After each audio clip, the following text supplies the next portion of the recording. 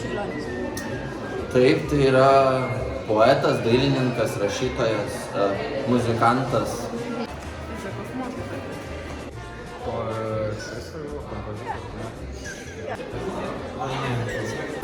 Čia draugelis, mano senelio draugelis čia. Iš Šulio kartą, jo.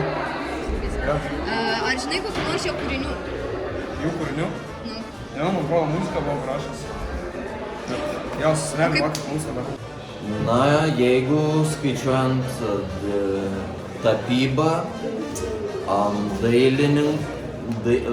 dailės kūrinius ir muzikos kūrinius, tai tikriausiai apie 100 būtų. Bent jau. Bent jau 3. Bent jau 4. Nelabai suatrodo daug. Nu, du tikrai. Kaip manai, kokia galėtų būti vertėjo kūrinių? Kaip? Vertė kūrinių. 5 eurų. Na, virš eurą turėtų. 1000 eurų. Nu tai 2 eurai turbūt. Pusantro gal. Gal kokie 1000 eurų, gal kokie 20 000 eurų. 325 eurų buksų. Vertė? Nu, 2 solco? Nežinau. Kelintais metais, manai, jisai gimė, kelintam amžiui gyveno? Nežinau, jeigu su mano senelis yra, tai kokiam 19 amžiui. Manau, kad tikrai negalėčiau pasakyti, bet gali spėti, kad 17 amžiuje. Ketvirtam kokiam.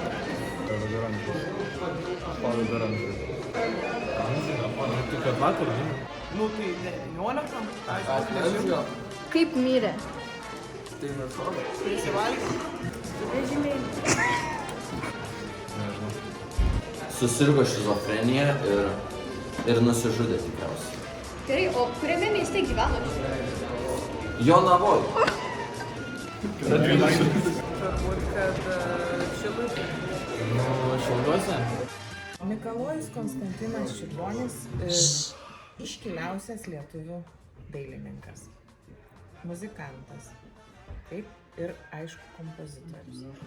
Ir yra sukūręs ne tik tai atskirų paveikslų įvairiomis temomis, bet ir ištisus ciklus arba triptikus. Tai turbūt vienas iš man gražiausių Čiurlionio, tai yra Piramidžių sonata kūrinių. Aišku, Karalių pasaką reikia žinoti. Tokia irgi labai populiari lietuviška, dažnai konkursuose naudojama.